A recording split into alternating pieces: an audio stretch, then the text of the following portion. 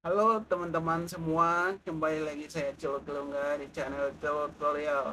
Video kali ini saya akan share bagaimana upgrade hard disk ke SSD agar performanya lebih kencang 10 kali.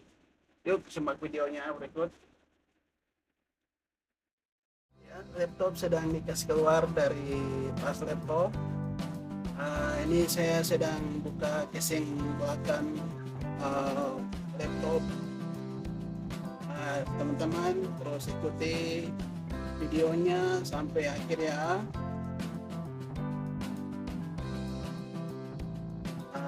Ini saya sebentar buka casing belakang.